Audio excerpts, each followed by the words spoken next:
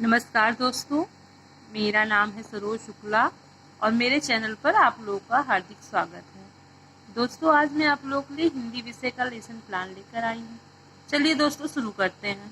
सर्वप्रथम हम ऊपर पाठ योजना संख्या लिखेंगे, नीचे उस विद्यालय का नाम लिखेंगे जिसमें आप शिक्षण कार्य कर रहे होंगे। उसके नीचे आप 6 कॉलम बनाएंगे: दिनांक, कक्षा, विषय, उपविषय, कालांश, अवधि। दिनांक में आप वो तारीख डालेंगे जिस तारीख पे आपका शिक्षण कार्य चल रहा होगा, और जिस क्लास में आप पढ़ा रहे होंगे वो कक्षा में डालेंगे। आपका जो सब्जेक्ट होगा, आप जो सब्जेक्ट पढ़ा रहे होंगे वो विषय में रहेगा, और अगर उसका उपविषय है तो आप उसका उपविषय भी डालेंगे। कालांश जो चक्र है, प्रथम चक्र, द्वितीय चक्र, जो भी होगा आप उसमें कालांश में डालेंगे। अवधि, उस विद्यालय की जितनी अवधि होगी उसको आप डालेंगे। तो बच्चों, आज हम जो है 1 तारीख को 1 मार्च 2021 को पढ़ा रहे हैं, तो दिनांक में इसलिए हम 1-3-21 डाल रहे हैं। और कक्षा 8 के बच्चों को पढ़ा रहे हैं तो कक्षा 8 डालेंगे। विषय है हिंदी, विषय है गद्य, और कालांश प्रथम है, अवधि 35 मिनट की है। बच्चों, उसके बाद में हम डालेंगे प्रकरण। प्रकरण में आप जो विषय पढ़ा रहे हैं आप उसको लिखेंगे। तो बच्चों, हम श्रवण कुमार पढ़ाने चल रहे हैं। प्रकरण के बाद सामान्य उद्देश्य डालेंगे। सामान्य उद्देश्य में हमें लिखना होगा बच्चों में हिंदी विषय के प्रति रुचि जागृत करना। नंबर 2, बच्चों को कल्पना शक्ति का अवसर प्रदान करना। नंबर 3, बच्चों को शुद्ध उच्चारण तथा धारा प्रवाह गति के साथ हिंदी पढ़ाना सिखाना। नंबर 4, बच्चों को हिंदी वर्तनी की जानकारी प्रदान करना। नंबर 5, बच्चों को मानसिक व चारित्रिक विकास करना। सामान्य उद्देश्य के बाद बच्चों आएगा विशिष्ट उद्देश्य। विशिष्ट उद्देश्य में नंबर 1 में लिखेंगे बच्चे अपने माता पिता की आज्ञा का पालन करेंगे। नंबर 2 में लिखेंगे बच्चे अपने घर के बुजुर्गों की सेवा करेंगे। नंबर 3 में लिखेंगे बच्चे श्रवण की मातृप्रीति भक्ति से परिचित हो जाएंगे। तो बच्चों, हमें सारी जानकारी इसमें लिखनी होगी। इसके बाद बच्चों हम आएंगे शिक्षण विधि पर। तो हिंदी की शिक्षण विधि प्रश्नोत्तर विधि होती है और व्याख्यान विधि होती है। शिक्षण विधि के बाद सहायक सामग्री लिखेंगे। सहायक सामग्री बच्चों पढ़ाते समय जो जो भी वस्तुएं लगती हैं पढ़ाते समय सहायक सामग्री में उसको लिखा जाता है। तो आज हम बच्चों भारत को आज़ाद कराने वाले महापुरुषों का चित्र व अन्य कक्षा उपयोगी वस्तुएं लिखेंगे। उसके बाद में बच्चों पूर्व ज्ञान लिखेंगे। बच्चे दशरथ व उनके पुत्रों की सामान्य जानकारी रखते हैं। जिस क्लास में आप पढ़ाने जा रहे हैं या पढ़ाते होते हैं वहाँ के बच्चों को सामान्य जानकारी कुछ न कुछ पहले से ही होती है, तो इसीलिए उसमें पूर्व ज्ञान में ऐसा लिखा जाता है। पूर्व ज्ञान के बाद बच्चों प्रस्तावना लिखा जाता है। उसमें क्रम संख्या डाला जाएगा।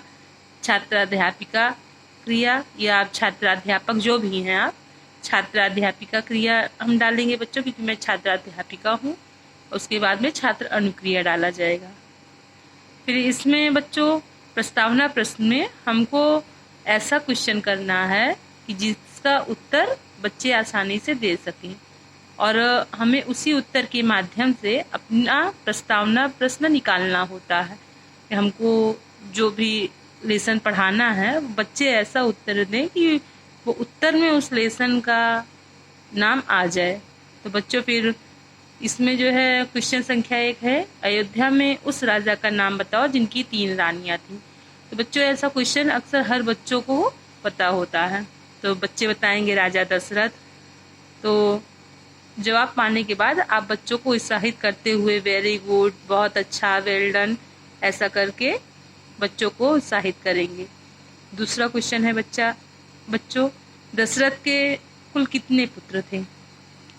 तो ये भी क्वेश्चन लगभग सबको पता होता है, छोटे छोटे बच्चों को भी इसकी जानकारी होती है कि दशरथ के 4 पुत्र थे। तो बच्चे उत्तर देते हैं 4 पुत्र थे। आप फिर से बच्चों को शाबाशी देंगे। तीसरा क्वेश्चन किया जाएगा बच्चों, चारों पुत्रों के नाम बताइए। तो बच्चे उसका जवाब देंगे राम, लक्ष्मण, भरत, शत्रुघ्न। चौथा क्वेश्चन रहेगा बच्चों, राम किसकी आज्ञा से वन में गए थे? तो बच्चे बताएंगे अपने पिता राजा दशरथ की आज्ञा से। फिर पांचवा क्वेश्चन रहेगा बच्चों, राजा दशरथ को किसने श्राप दिया था कि तुम वियोग में मारे जाओगे? बच्चे मौन हो जाएंगे। तो ये हो गया आपका समस्यात्मक प्रश्न। अब आपको समस्यात्मक प्रश्न का जो है बच्चों को अच्छे से उत्तर देना होता है। इसके बाद बच्चों आएगा उद्देश्य कथन। तो उद्देश्य कथन में आप बताएंगे बच्चों, आज हम लोग श्रवण कुमार नामक पाठ का रसास्वादन करेंगे।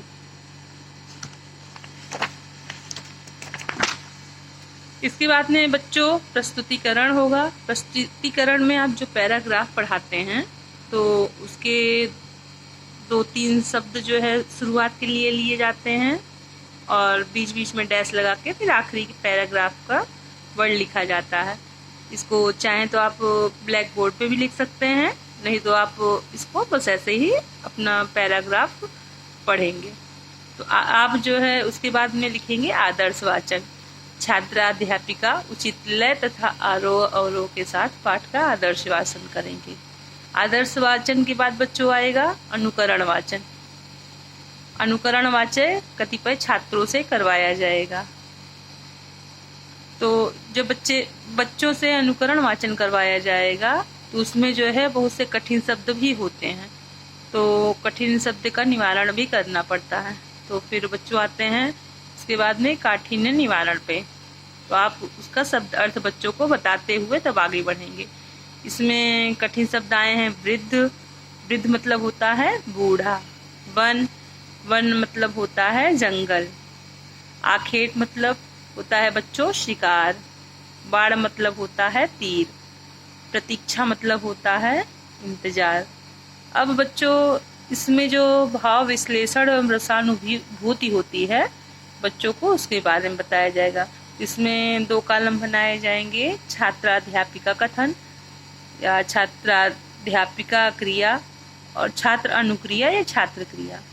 तो बच्चों इसमें हमें जो है क्लास में बच्चों से क्वेश्चन करना होता है। तो हम पहला क्वेश्चन करेंगे, श्रवण के माता पिता कैसे थे? तो बच्चे इसका जवाब देंगे अंधे थे।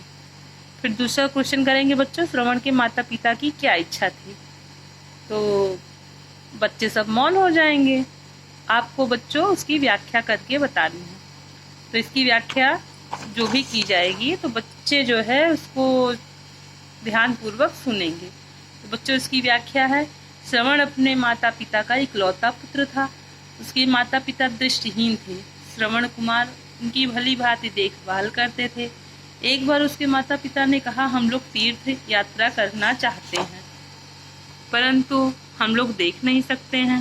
श्रवण बोले, आप लोग चिंता न कीजिए, मैं आप लोगों को तीर्थ यात्रा करवाऊंगा। श्रवण कुमार ने 2 टोकरियों से कावड़ तैयार की।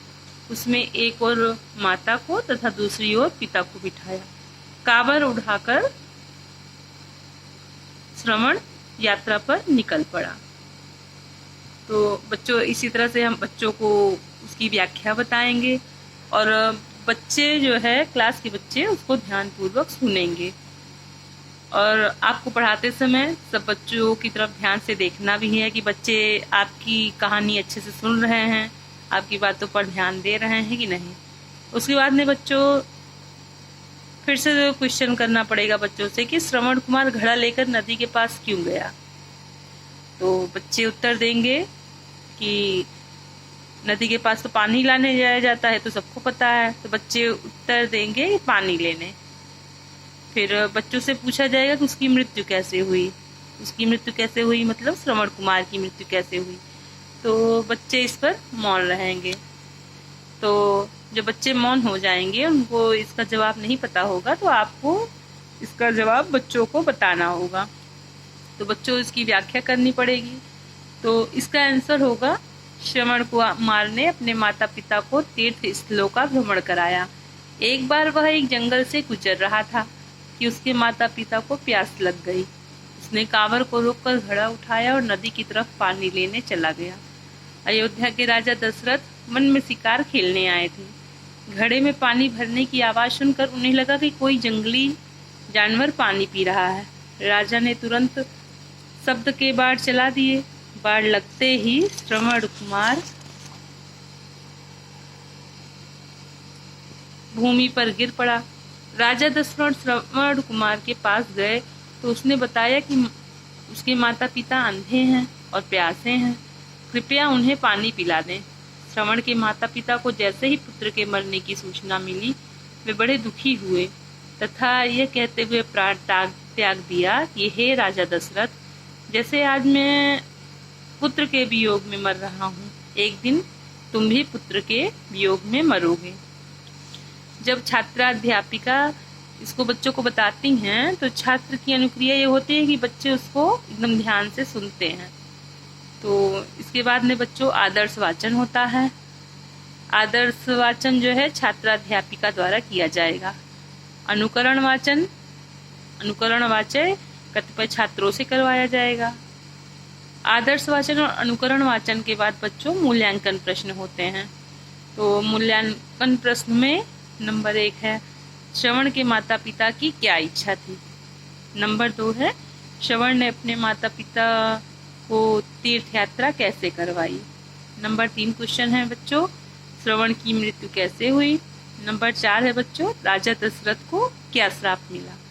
5वां क्वेश्चन है बच्चों दशरथ ने श्रवण कुमार पर बाण क्यों चलाया। इसके बाद में बच्चों आता है श्याम पट्टकार। तो अब जो क्वेश्चन बच्चों को लिखने के लिए कहते हैं तो उसका आंसर आप जो है ब्लैक बोर्ड पे लिखेंगे। तो पहले क्वेश्चन का आंसर है श्रवण के माता पिता तीर्थ स्थल की यात्रा करना चाहते थे। आंसर नंबर 2 है बच्चों श्रवण ने 2 टोकरियों में कावड़ तैयार करके अपने माता पिता को तीर्थ यात्रा करवाई।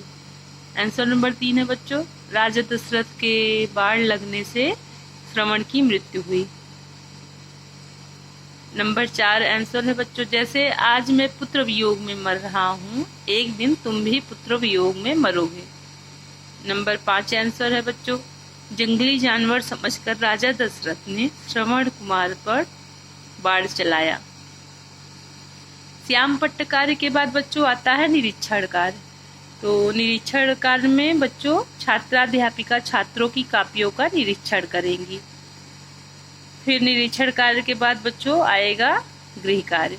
गृह कार्य में आप बच्चों को कोई न कोई क्वेश्चन दे सकते हैं और शब्द अर्थ दे सकते हैं, रिक्त स्थान की पूर्ति भी करवा सकते हैं। तो आप कुछ न कुछ गृह कार्य बच्चों को दे सकते हैं। तो मैं बच्चों आज जो है बच्चों को क्वेश्चन दूंगी। मेरा क्वेश्चन है श्रवण कुमार की मृत्यु किस घटना से हुई, लिख कर लाना है। तो बच्चों अगर आज आपको मेरा वीडियो पसंद आया हो तो उसे लाइक जरूर करना। धन्यवाद।